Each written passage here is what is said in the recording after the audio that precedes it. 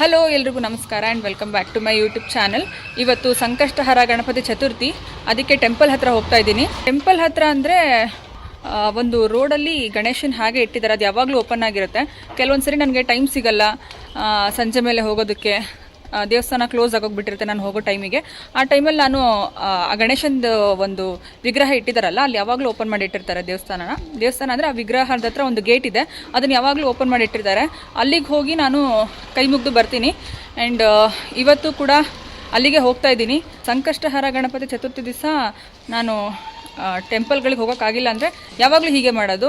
ಹಾಗಾಗಿ ಆ ಒಂದು ವಿಗ್ರಹ ನೋಡೋಕ್ಕೆ ನಾನು ಅಲ್ಲಿಗೆ ಹೋಗಿ ಮೊದಲಿಂದ ಅಭ್ಯಾಸ ಆಗೋಗ್ಬಿಟ್ಟಿದೆ. ಸೊ ಇವತ್ತು ಅಲ್ಲಿಗೆ ಹೋಗ್ತಾ ಇದ್ದೀನಿ. ಆ್ಯಂಡ್ ಇದು ಬಂದು ಶ್ರಾವಣದಲ್ಲಿ ಬಂದಿರುವಂತಹ ಸಂಕಷ್ಟಹರ ಗಣಪತಿ ಚತುರ್ಥಿ. ಸೊ ಏನಂತಾರೆ ಅಂದರೆ, ಇದು ಬಿಲ್ಪತ್ರೆ ಮರ ಇರುತ್ತಲ್ಲ, ಇವತ್ತು ಬಿಲ್ಪತ್ರೆ ಮರಕ್ಕೆ ಹೋಗಿ ನಮಸ್ಕಾರ ಮಾಡಬೇಕಂತೆ. ಅದು ತುಂಬ ಒಳ್ಳೆಯದು ಅಂತ ಹೇಳ್ತಾರೆ. ಇಲ್ಲಿ ಬಿಲ್ಪತ್ರೆ ಮರ ಇರೋದು ಒಂದು ಅಶ್ವತ್ಥಕಟ್ಟೆ ಇದೆ ನಮ್ಮ ಮನೆ ಹತ್ರ, ಅಲ್ಲೊಂದಿದೆ, ಈಶ್ವರನ ದೇವಸ್ಥಾನದ ಹತ್ರ ಇದೆ. ಅದೆರಡೇ ನನಗೆ ಗೊತ್ತಿರೋದು ಬಿಲ್ಪತ್ರೆ ಮರ ಇರೋದು. ನೋಡಬೇಕು, ಹೋಗೋಕ್ಕಾದರೆ ಇವತ್ತು ಹೋಗೋಣ ಅಂತ ಅಂದ್ಕೊಂಡಿದ್ದೀನಿ. ಬಟ್ ಇಲ್ಲಿ ಫಸ್ಟು ಗಣೇಶನಿಗೆ ನಮಸ್ಕಾರ ಮಾಡಿಬಿಡ್ತೀನಿ, ಆಮೇಲೆ ನೋಡೋಣ ಏನಾಗುತ್ತೆ ಅಂತ. ಆ್ಯಂಡ್ ಇವತ್ತು ನಾನು ಉಪವಾಸ ಇದ್ದೀನಿ, ಹಾಗಾಗಿ ಊಟ ತಿಂಡಿ ಬಗ್ಗೆ ಏನೂ ಟೆನ್ಷನ್ ಇಲ್ಲ. ಬಿಲ್ಪತ್ರೆ ಮರದಲ್ಲಿ ತುಂಬ ಜಾಸ್ತಿ ಪಾಸಿಟಿವಿಟಿ ಇರುತ್ತಂತೆ. ಯಾಕಂದರೆ ಒಂದು ಗಣೇಶ ತಪಸ್ ಮಾಡಿರೋಂಥ ಜಾಗ, ಇನ್ನೊಂದು ಅದರಲ್ಲಿ ಈಶ್ವರ ವಾಸ ಇರ್ತಾರೆ, ಆಮೇಲೆ ಆ ಬಿಲ್ಪತ್ರೆ ಎಲೆ ಇರುತ್ತಲ್ಲ ಅದರಲ್ಲಿ ಮಹಾಲಕ್ಷ್ಮಿ ಇರ್ತಾರೆ ಅಂತ ಹೇಳ್ತಾರೆ. ಬೇಸಿಕಲಿ ಬಿಲ್ಪತ್ರೆ ಗಿಡ ಬಂದು ಮಹಾಲಕ್ಷ್ಮಿ ಎಡಗೈಯಿಂದ ಹುಟ್ಟು ಅಂತ ಹೇಳ್ತಾರೆ. ಆಮೇಲೆ ಒಂದು ಪೆನ್ಡ್ರೈವ್ ತೊಗೊಂಡಿದ್ದೆ ಮೊಬೈಲಿಗೆ ಕನೆಕ್ಟ್ ಮಾಡೋದಕ್ಕೆ ಅಂತ. ಅದೇ ನಾನು ಹೇಳಿದ್ನಲ್ಲ, ಇಂಪಾರ್ಟೆಂಟ್ ಡೇಟಾ ಎಲ್ಲ ಸೇವ್ ಮಾಡ್ಕೊಳ್ಳೋದಿತ್ತು, ಅದಕ್ಕೋಸ್ಕರ ನಾನು ಫೋನ್ನ ರಿಪೇರಿ ಮಾಡೋಕ್ಕೆ ಕೊಟ್ಟಿರಲಿಲ್ಲ ಅಂತ ಅಂದ್ಬಿಟ್ಟು ಆ ಟೈಮಲ್ಲಿ ನಾನು ಒಂದು ಪೆನ್ಡ್ರೈವ್ ತೊಗೊಂಡಿದ್ದೆ. ಆ್ಯಂಡ್ ಅದು ಒಂದೇ ಸರಿ ಯೂಸ್ ಮಾಡಿದ್ದು. ಅದಾದಮೇಲೆ ಅದೇನೋ ಗೊತ್ತಿಲ್ಲ, ಅದು ಡಿಟೆಕ್ಟೇ ಆಗ್ತಾಯಿಲ್ಲ.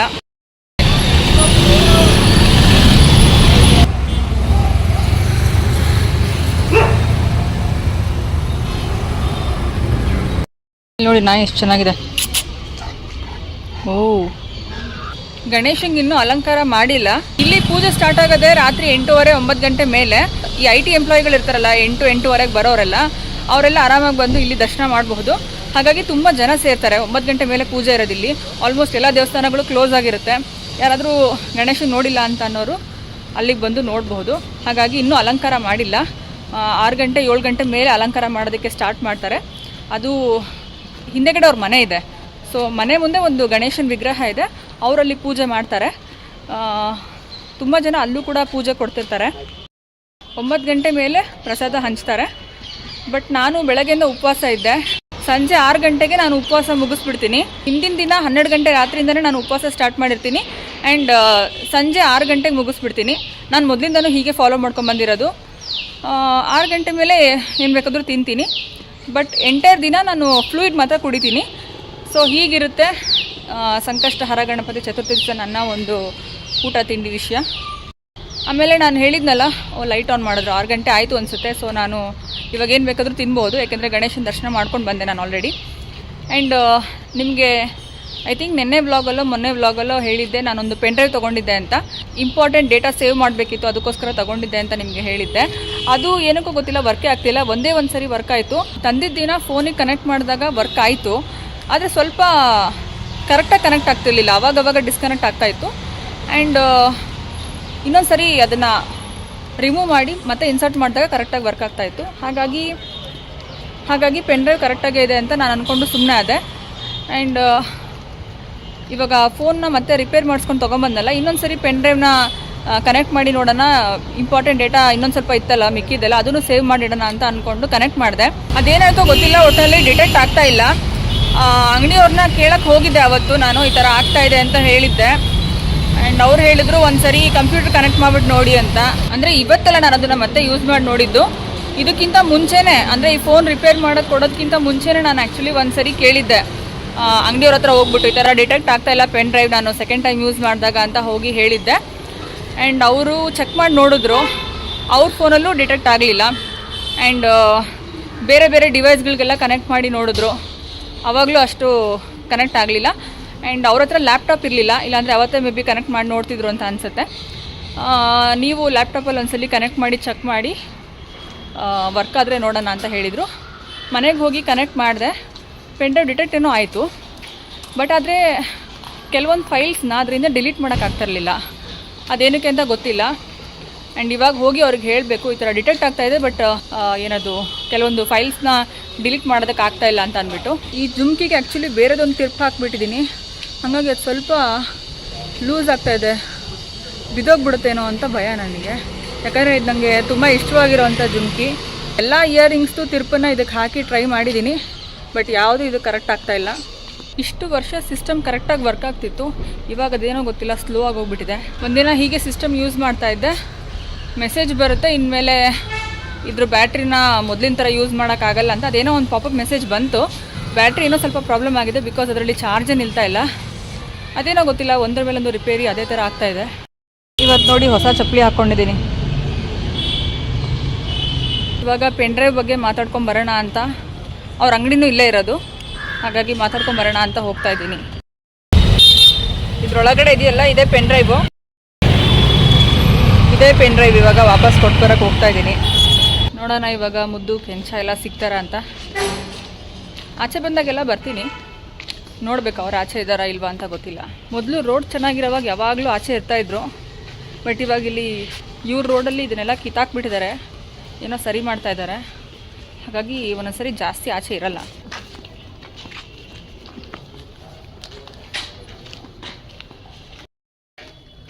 ಅವ್ರ ಮನೆ ಗೇಟನ್ನು ಲಾಕ್ ಮಾಡಿಬಿಟ್ಟಿದ್ದಾರೆ, ಹಾಗಾಗಿ ಅವ್ರು ಬರೋಕ್ಕಾಗಿಲ್ಲ. ಊಟ ಹಾಕಿದ್ದಾರೆ ಅವರಿಗೆ, ಅವೇನು ಮಾಡ್ತವೆ ಅಂದರೆ ನಾವು ಬಂದರೆ ಊಟ ಮಾಡೋದನ್ನು ಬಿಟ್ಟು ಆಚೆ ಬಂದುಬಿಡ್ತವೆ, ಅದಕ್ಕೆ ಗೇಟ್ ಲಾಕ್ ಮಾಡಿ ಊಟ ಮಾಡಿಸ್ತಾ ಇದ್ದಾರೆ ಅವ್ರಿಗೆ. ಊಟ ಮಾಡಲಿ ಆರಾಮಾಗಿ, ಪರವಾಗಿಲ್ಲ, ನಾಳೆ ಸಿಗ್ತಾರೆ. ಏಯ್ ಬಂದ್ಬಿಟ್ಟ, ಅಲ್ಲಿ ಊಟ ಮಾಡ್ಕೊಂಡೆ. ಗೇಟ್ ಲಾಕ್ ಆಗಿತ್ತಲ್ವೇನೋ, ಹೆಂಗೋ ಬಂದೆ ನೀನು? ಹೆಂಗೋ ಬಂದ್ಬಿಟ್ಟವನೆ. ಏಯ್ ಬಂದ್ಬಿಟ್ಟ, ಮತ್ತೆ ಮರಿ ಬಂದ್ಬಿಟ್ಟ. ಬರ್ತಾನೆ ಈಗ. ಊಟ ಮಾಡ್ತಾ ಇದ್ರು. ಹಾಂ, ಗೇಟ್ ಲಾಕ್ ಮಾಡಿದ್ರಲ್ವ? ಬಂದೆ, ಗೇಟ್ ಲಾಕ್ ಮಾಡಿದ್ರಲ್ವಾ? ಟೈಗರ್ ಅಲ್ಲೇ ಉಳ್ಕೊಂಡಿದ್ದಾನೆ. ಊಟ ಬಿಟ್ಟು ಬಂದೇನು? ಊಟ ಮಾಡ್ದಾ ಚಿನ್ನ? ಊಟ ಮಾಡ್ದಾ? ಬಂತು ಬಂತು ಬಂತು ಬಂತು. ಊಟ ಮಾಡ್ತಾ ಇದ್ದ ಹಾಂ, ಅವನಲ್ಲಿ ಟೈಗರಲ್ಲಿ ಊಟ ಮಾಡ್ತಾವ್ರೆ. ಊಟ ಊಟ ಆಯ್ತು ಇವ್ರದ್ದು. ಊಟ ಆಯ್ತಾ? ಬೇಗ ಊಟ ಮಾಡ್ಬಿಟ್ಟ. ಮುದ್ದಮ್ಮ, ಮುದ್ದು ಮುದ್ದು ಮುದ್ದು ಮುದ್ದು ಮುದ್ದು, ಬಾಯ್ಲಿ ಬಾಯ್ಲಿ ಬಾಯ್ಲಿ. ಹಾಂ, ಇವನು ಬಂದ ಮಧ್ಯದಲ್ಲಿ. ಇಬ್ಬರು ಒಟ್ಟೊಟ್ಟಿಗೆ ಬಂದ್ಬಿಡ್ತಾರೆ ಒಂದೊಂದು ಸರಿ. ಅವನು ನೀನು ಮಾತಾಡ್ಸಮ್ಮ ನಿಮಿಷ. ನೋಡಿ ಮಧ್ಯದಲ್ಲಿ ಬಂದು ನಿಂತ್ಕೊಂಡ್ಬಿಡ್ತಾನೆ. ಊಟ ಆಯ್ತಾ? ಊಟ 7 ಗಂಟೆಗೆಲ್ಲ ಊಟ ಮಾಡಿಬಿಡ್ತಾರೆ. ಬೇಗ ಊಟ ಮಾಡಿಬಿಡ್ತಾರೆ, ಊಟ ಹಾಕ್ತಾರೆ, ಬೇಗ ಮಾಡ್ತಾರೆ. ಯಾವನಿಲ್ಲ ಟೈಗರು, ಅವನಿಲ್ಲದ ಅವನು ಊಟ ಮಾಡ್ತಾವನ. ನೋಡು ಹಿಂದೆ ಬರ್ತಾ ಇದ್ದಾನಂತ. ಅವನು ಬರಬೇಕಿತ್ತಪ್ಪ, ಬಂದಿಲ್ಲ ಅವನು. ಕಂದಮ್ಮ ಇನ್ನ ಊಟ ಮುಗಿದಿಲ್ಲ.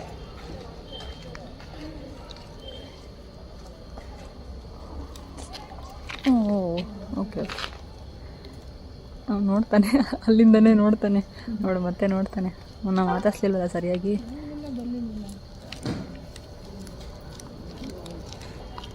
ಊಟ ಮುಗಿದಿಲ್ಲ. ಕೆಂಚಮ್ಮ ಹೋಗು, ಅಮ್ಮನ ಹತ್ರ ಹೋಗು. ಬಾ ಬಾಯ್. ಅವನಿಗೆ ಗೊತ್ತಾಗ್ತಿಲ್ಲ.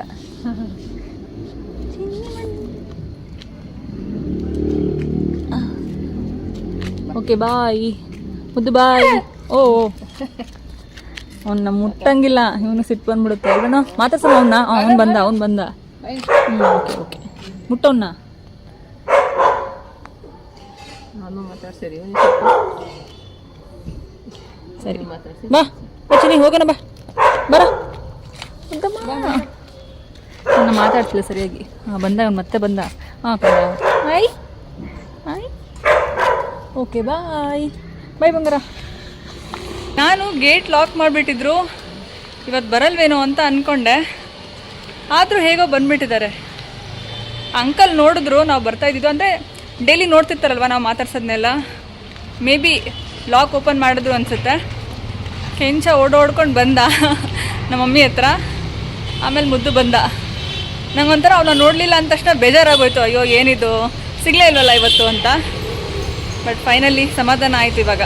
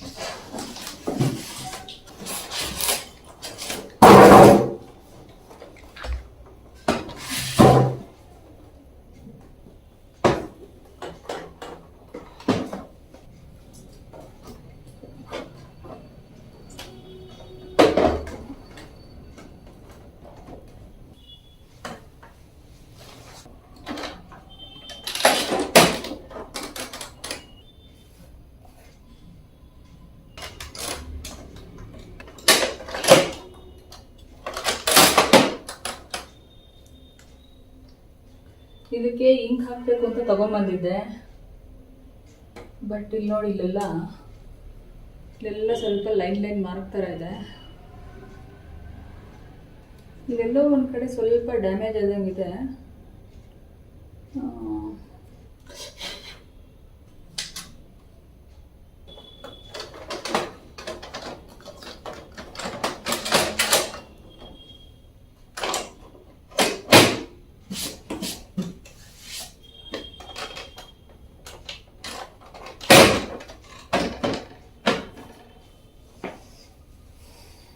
ತುಂಬ ದಿನದಿಂದ ಆ್ಯಕ್ಚುಲಿ ಪ್ರಿಂಟರ್ಗೆ ನಾನು ಇಂಕ್ ಹಾಕಬೇಕು ಅಂತ ಅಂದ್ಕೊಳ್ತಾ ಇದ್ದೆ. ಅದಕ್ಕೋಸ್ಕರ ಇವತ್ತು ಹಾಕೋಣ ಅದಕ್ಕೆ ಇಂಕ್ ಅಂತ ಅಂದ್ಕೊಂಡಿದ್ದೆ. ಬರೀ ಸ್ಕ್ಯಾನ್ ಮಾಡಬಹುದು ಅಷ್ಟೇ, ಪ್ರಿಂಟ್ಔಟ್ ತೊಗೊಳೋದಕ್ಕಾಗ್ತಾ ಇಲ್ಲ. ಬಟ್ ಪೇಜ್ಗಳ ಮೇಲೆಲ್ಲ ಸಣ್ಣದಾಗಿ ಲೈನ್ಸ್ ಬರ್ತಾ ಇತ್ತು. ಅದಕ್ಕೆ ಏನಾಗಿದೆ ಅಂತ ತೆಗೆದು ನೋಡಿದೆ. ಇವತ್ತು ಇಂಕ್ ಹಾಕಲೇಬೇಕು ಅಂತ ಅಂದ್ಕೊಂಡಿದ್ದೆ. ಇಂಕ್ ಬಾಟಲ್ನ ನಾನು ತೊಗೊಂಬಂದು ಇಟ್ಕೊಂಡು 1 ವರ್ಷ ಆಯಿತು ಆಲ್ರೆಡಿ, ಬಟ್ ಯೂಸ್ ಮಾಡಿರಲಿಲ್ಲ. ಇವತ್ತಾದರೂ ಹಾಕೋಣ ಅಂತ ನೋಡಿದೆ, ಬಟ್ ಕ್ಯಾಟೆಡ್ ಸ್ವಲ್ಪ ಲೈಟಾಗಿ ಏನೋ ಸ್ವಲ್ಪ ಡ್ಯಾಮೇಜ್ ಆಗಿರೋ ಥರ ಕಾಣಿಸ್ತಾ ಇದೆ. ಅದು ವಿಡಿಯೋದಲ್ಲಿ ಕ್ಲಿಯರಾಗಿ ಕಾಣಿಸ್ತಿಲ್ಲ ಅಷ್ಟೇ, ಬಟ್ ಸ್ವಲ್ಪ ಏನೋ ಒಂಥರ ರೌಂಡ್ ಥರ ಆಗಿದೆ. ಆ್ಯಂಡ್ ಇಂಕ್ ಹಾಕೋದಕ್ಕೆ ಆಗ್ತಾ ಇಲ್ಲ, ಅದಕ್ಕೆ ಪ್ರಿಂಟ್ ಕರೆಕ್ಟಾಗಿ ಬರ್ತಿಲ್ಲ, ಎಲ್ಲ ಕಡೆ ಲೈನ್ ಮಾರ್ಕ್ ಬರ್ತಾ ಇದೆ. ಸೊ ನೋಡೋಣ ಇನ್ನೊಂದ್ಸರಿ ಯಾವಾಗಾದರೂ ಅದನ್ನು. ನನ್ನ ಪ್ರಕಾರ ಈ ಒಂದು ಕ್ಯಾಟೆಡ್ಸ್ ಸರಿ ಹೋಗೋದು ಡೌಟು. ಇದು ತೊಗೊಂಬಂದಾಗಲೇ ಆ ಥರ ಇತ್ತು ನಾನು ನೋಡಿದಾಗ. ಮೊದಲಿಂದನೂ ಕರೆಕ್ಟಾಗಿ ಪ್ರಿಂಟ್ ಬರ್ತಾ ಇರಲಿಲ್ಲ. ಬಟ್ ಏನಾಗಿದೆ ಅಂತ ತೆಗೆದು ನೋಡೋಣ ಅಂತ ಇವತ್ತು ತೆಗೆದು ನೋಡಿದೆ. ಅದೆಲ್ಲ ಮಾರ್ಕ್ ಹಾಗೆ ಇದೆ. ನೋಡೋಣ ಏನು ಮಾಡೋದು ಅಂತ. ಪೆನ್ ಡ್ರೈವ್ ಬಗ್ಗೆ ಕೇಳ್ಕೊಂಬರೋದಕ್ಕೆ ಹೋಗಿದ್ದೆ. ಅವಾಗ ಅವ್ರು ಹೇಳಿದ್ರು ಅವ್ರದ್ದೇನೋ ಶಾಪು ಸ್ವಲ್ಪ ದಿನ ಕ್ಲೋಸ್ ಆಗಿರುತ್ತೆ ಅಂತ ಹೇಳಿದ್ರು. ಅಲ್ಲೇ ಏನಾದರೂ ಪೆನ್ ಡ್ರೈವ್ ಇಟ್ಟು ಬಿಟ್ಟರೆ ಕಳೆದೋಗೋಂಥ ಚಾನ್ಸಸ್ ಇರುತ್ತೆ, ನೀವೇ ತೊಗೊಂಡು ಹೋಗಿ ನೆಕ್ಸ್ಟ್ ಟೈಮ್ ಅಂಗಡಿ ಓಪನ್ ಮಾಡಿದಾಗ ಬನ್ನಿ ಅಂತ ಹೇಳಿದ್ರು. ಹಾಗಾಗಿ ಅಲ್ಲಿಂದ ಹಾಗೆ ವಾಪಸ್ ಬಂದೆ. ತಿಂಡಿಗೆ ಏನು ಮಾಡಿದಾರೆ ನೋಡೋಣ. ತಿಂಡಿಗೆ ಅಕ್ಕಿ ರೊಟ್ಟಿ ಇದೆ, ಜೊತೆಗೆ ಸಾಂಬಾರಿದೆ. ನನಗೆ ಸಪೋಟ ಜ್ಯೂಸ್ ಮಾಡಿಕೊಟ್ಟಿದ್ದಾರೆ. ನಾನೇನು ತಿನ್ನೋದಿಲ್ಲ ಅಂದರೆ ಕರೆಕ್ಟಾಗಿ ಅವರು ತಿಂಡಿ ಆಗಲಿ ಅಡುಗೆ ಆಗಲಿ ಮಾಡೋದೇ ಇಲ್ಲ. ಸೊ ಹಾಗಾಗಿ ಬರೀ ಅಕ್ಕಿ ರೊಟ್ಟಿ ಮಾಡ್ಕೊಂಡಿದ್ದಾರೆ. ಇವಾಗ ಹೋಮ್ ಮೇಡ್ ಧೂಪ ಮಾಡೋಣ. ಧೂಪ ಮಾಡೋದಕ್ಕೆ ಅಂತ ನಮ್ಮಮ್ಮ ಆ್ಯಕ್ಚುಲಿ ತುಂಬ ದಿನದಿಂದ ದೇವ್ರಿಗೆ ಯೂಸ್ ಮಾಡ್ತೀವಲ್ಲ ಹೂವು, ಅದನ್ನೆಲ್ಲ ಒಣಗಿಸಿಟ್ಟಿದ್ದಾರೆ. ಇದ್ರೊಳಗಡೆ ಇದೆ, ತೋರಿಸ್ತೀನಿ. ಇಲ್ಲಿ ಇದ್ರೊಳಗಡೆ ಇದೆಲ್ಲ ರೋಸ್ ಪೆಟಲ್ಸು.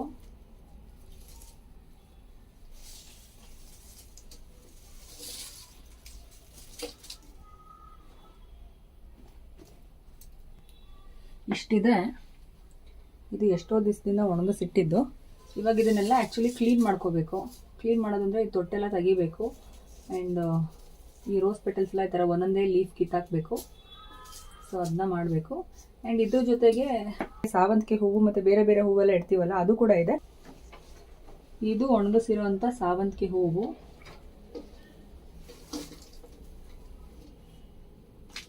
ಇದಿಷ್ಟಿದೆ. ಸದ್ಯಕ್ಕೆ ಇಷ್ಟೇ ಇರೋದು. ಅಂದರೆ ಇವಾಗ ಎಷ್ಟು ಬೇಕೋ ಅಷ್ಟು ಮಾತ್ರ ಮಾಡ್ಕೊಳ್ತಾ ಇದ್ದೀನಿ.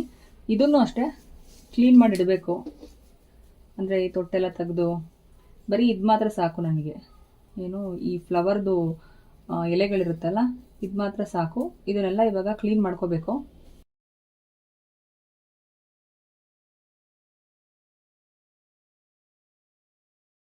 ಇದಿಷ್ಟು ಸಾವಂತಿಗೆ ಹೂ ಬಿಡಿಸಿಟ್ಟಿದ್ದೀವಿ. ಆ್ಯಂಡ್ ಇದು ಬೇಡದೇ ಇರೋದೆಲ್ಲ ಈ ಕಡೆ ಇದೆ. ಇವಾಗ ರೋಸ್ ಪೆಟಲ್ಸ್ನು ಇದೇ ಥರ ಕ್ಲೀನಾಗಿ ಬಿಡಿಸ್ಕೋಬೇಕು. ಇದೆಲ್ಲ ರೋಸ್ ಪೆಟಲ್ಸು. ಇದನ್ನು ಕೂಡ ಕ್ಲೀನ್ ಮಾಡ್ಕೊಂಡಿದ್ದೀನಿ. ಇದೆಲ್ಲ ಸ್ವಲ್ಪ ಗರ್ಕೆ ಪತ್ರ ಎಲ್ಲ ಇತ್ತು, ಸೊ ಅದು ಬಂದರೆ ಏನೂ ಪ್ರಾಬ್ಲಮ್ ಇಲ್ಲ, ಅದು ಕೂಡ ಹಾಕ್ಬೋದು. ಆ್ಯಂಡ್ ಇದೆಲ್ಲ ಬೇಡ. ಇದನ್ನೆಲ್ಲ ಇವಾಗ ಮಿಕ್ಸಿ ಜಾರ್ ಒಳಗಡೆ ಹಾಕ್ತಾ ಇದ್ದೀನಿ.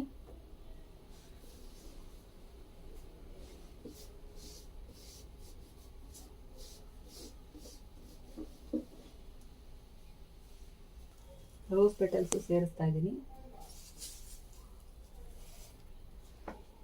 ಇವಾಗ ಸ್ವಲ್ಪ ತೆಂಗಿನ ನಾರನ್ನ ತೊಗೊಂಡಿದ್ದೀನಿ.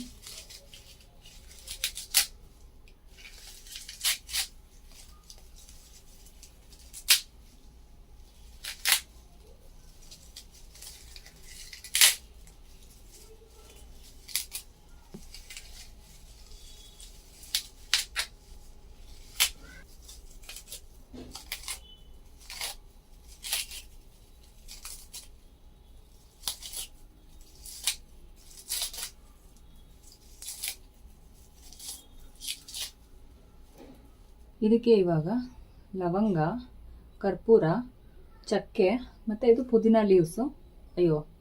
ಲವಂಗ, ಕರ್ಪೂರ, ಚಕ್ಕೆ ಮತ್ತು ಪಲಾವ್ ಎಲೆ ಇದಿಷ್ಟನ್ನು ಹಾಕ್ಕೊಳ್ತಾ ಇದ್ದೀನಿ. ಇದಿಷ್ಟನ್ನು ಸೇರಿಸಿ ಗ್ರೈಂಡ್ ಮಾಡಬೇಕು.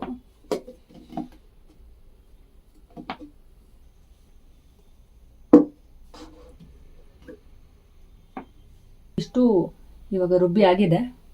ಸ್ವಲ್ಪ ಹೂ ತಗೊಂಡಿದ್ನಲ್ಲ, ಹಾಗಾಗಿ ಇಷ್ಟ ಆಗಿದೆ. ಈಗ ಇದೊಂದು ಈ ಥರ ಒಂದು ಪ್ಲೇಟ್ ಇಟ್ಕೊಂಡು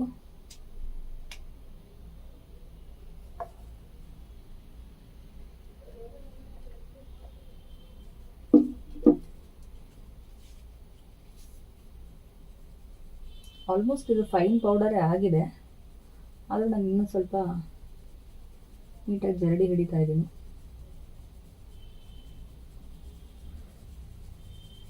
ಸ್ಮೆಲ್ ಅಂತೂ ಘಮ್ ಅಂತ ಬರ್ತಿದೆ.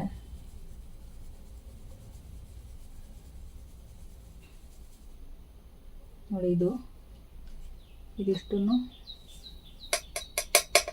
ಸಪ್ರೇಟ್ ಹಾಕ್ಕೊಳ್ತೀನಿ. ಸ್ವಲ್ಪ ತುಪ್ಪ ಹಾಕಬೇಕು. ಸ್ವಲ್ಪ ಇದಕ್ಕೆ ರೋಸ್ ವಾಟರ್ ಹಾಕ್ತಾ ಇದ್ದೀನಿ.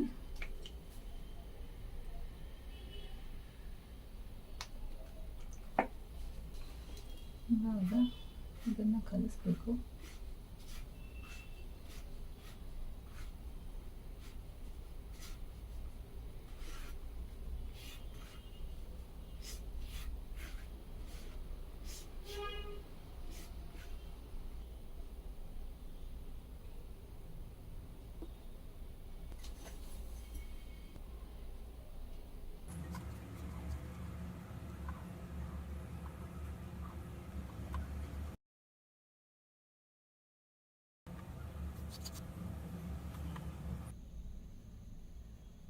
ನನ್ನ ಹತ್ರ ಒಣಗಿಸಿರೋ ಅಂಥ ಹೂವೆಲ್ಲ ಸ್ವಲ್ಪನೇ ಇದ್ದಿದ್ದು, ಹಾಗಾಗಿ ಸ್ವಲ್ಪ ಮಾತ್ರ ಧೂಪನ ರೆಡಿ ಮಾಡಿ ಇಟ್ಕೊಂಡಿದ್ದೀನಿ. ನೀವು ವರಮಹಾಲಕ್ಷ್ಮಿ ಹಬ್ಬಕ್ಕೆಲ್ಲ ಜಾಸ್ತಿ ಹೂಗಳನ್ನ ಪರ್ಚೇಸ್ ಮಾಡಿರ್ತೀರ ಅಲ್ವಾ, ಲಕ್ಷ್ಮಿ ಕೂರ್ಸೋವಾಗ.